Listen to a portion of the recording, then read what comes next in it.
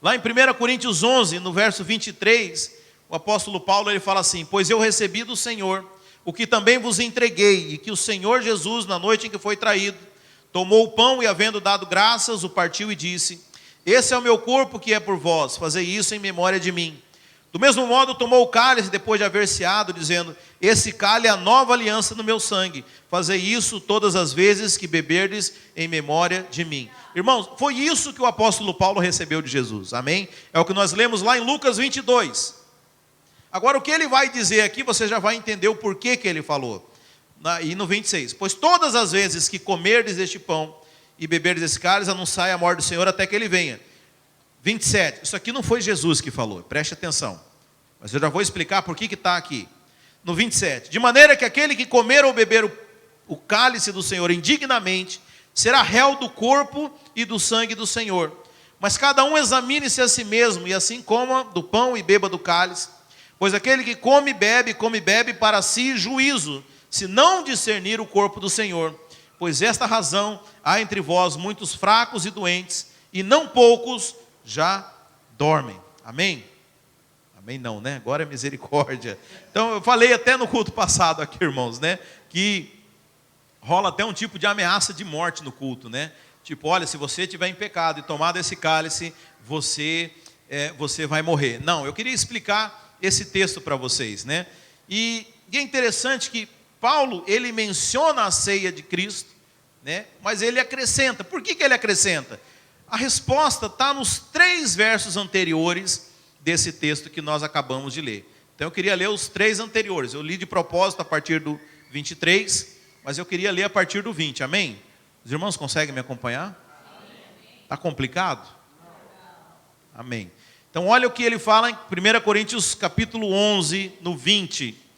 Quando vos reunis no mesmo lugar, não é possível comer a ceia do Senhor. Porque cada um no comer, toma de antemão sua própria ceia. Um tem fome e o outro está embriagado. Aqueles que falam que o cálice era suco de uva, isso aqui é um milagre, porque eu nunca vi ninguém embriagar com suco de uva. 22. Porventura não tendes casas onde podeis comer e beber, ou menosprezais a igreja de Deus, e envergonhais aos que não têm? Que vos direi? Louvar-vos-ei? Nisto não vos louvo. E aí ele vai para o verso 23. Pois eu recebi do Senhor o que também vos entreguei, que Jesus na noite em que foi traído, tomou o pão, havendo dado graças, e aí, por fim. Então veja, o apóstolo Paulo aqui, ele está fazendo uma exortação para essa igreja de Corinto, tá? O que estava acontecendo lá, irmãos, na hora da ceia? Então, vamos entender aqui, por que Paulo fala essas coisas? No verso 20, 21 e 22, o apóstolo Paulo explica qual que era o problema que estava acontecendo nessa igreja. Qual que era?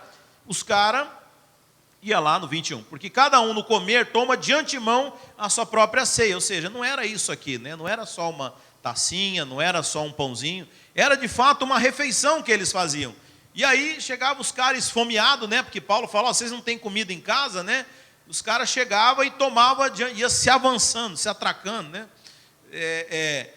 Os irmãos já viram aqueles, quando tem aniversário da cidade, tem aquele bolo de quilômetros, que sai o povo desesperado para comer. Eu imagino que era uma cena mais ou menos como essa. E aí os caras iam lá e comia demais, e outros, quando chegavam outros para tomar a ceia, não tinha mais ceia, né? Fala que toma de antemão sua própria ceia. Um tem fome, o outro está embriagado. Ou seja, enquanto um não tinha nada para comer, porque já tinham comido tudo, o outro tinha comido demais. O outro tinha ficado embriagado. Então, a advertência do apóstolo Paulo, qual que era? Os caras tinham feito uma bagunça a respeito da ceia. E aqui ele começa a ensinar o que é a ceia. Por quê? Esses irmãos não tinham entendido o que era a ceia. Aí ele fala, pois eu recebi do Senhor e também vos entreguei, que o Senhor Jesus, né? Aí ele fala, de havendo dado graças, partiu o pão, do mesmo modo tomou o cálice, pois todas as vezes que comeres deste pão, anunciais a morte do Senhor, até que ele venha. Então Paulo, ele está lembrando o significado da ceia. Agora, o que ele fala no 27?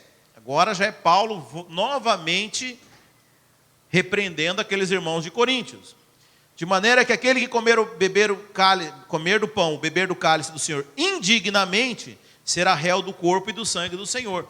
Por que indignamente? Porque eles estavam fazendo aquilo que ele mencionou no verso 20, 21 e 22. Eles estavam simplesmente achando que era um banquete, que eles podiam comer, era simplesmente comer e beber até se embriagar. Eles não tinham discernido o significado da ceia. Amém, irmãos? Por isso que ele precisa repetir o que ele já havia ensinado, que o cálice representa o sangue, que o pão representa o corpo do Senhor Jesus. Então ele fala isso, de maneira que aquele que come, ou bebe indignamente. Agora, outra coisa também, que muitos entendem errado, irmãos, essa palavra indignamente.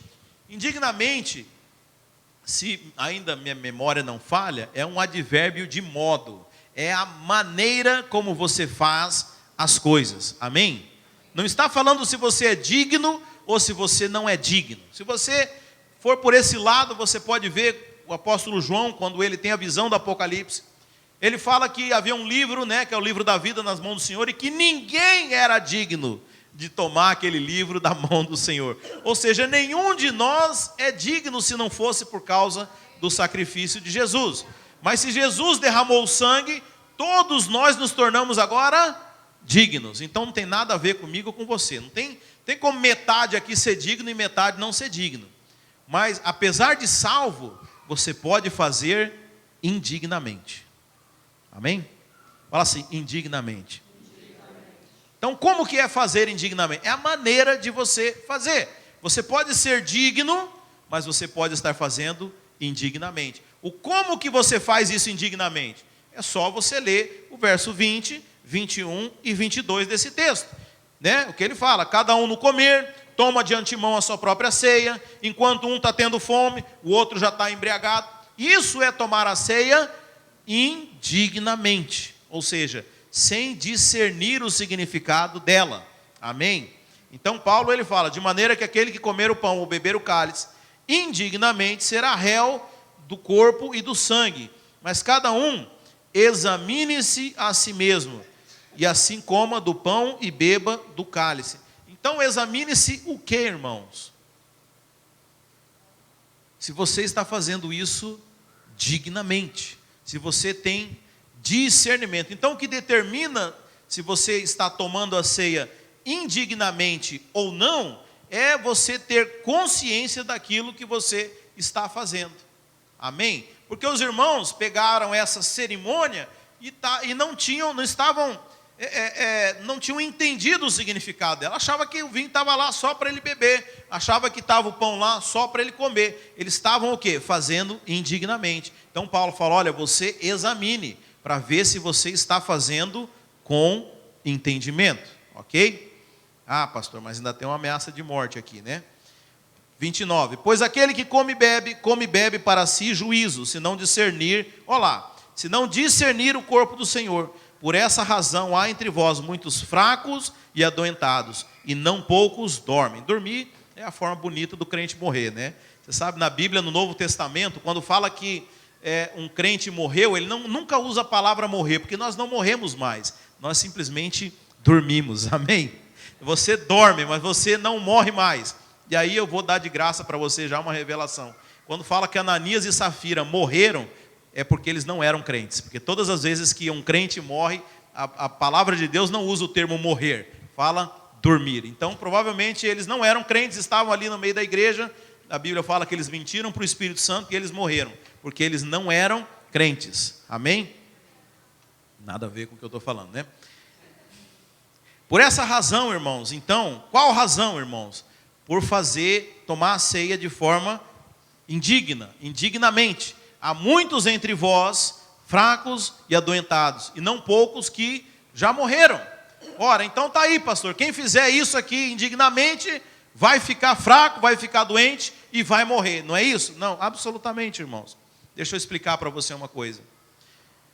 Naquela época não havia medicina. Qual que era a medicina? Todo o judaísmo, ele era em torno da palavra de Deus. Se você olhar a lei de Levíticos, ali tem muitas leis sanitárias, ali fala de cura, E quando alguém, por exemplo, o próprio Jesus, quando curou, por exemplo, o cego, quando curou o leproso, ele falou o quê? Vai até o sacerdote e ele vai te declarar limpo. Por que não vai até o médico? Porque não tinha médico.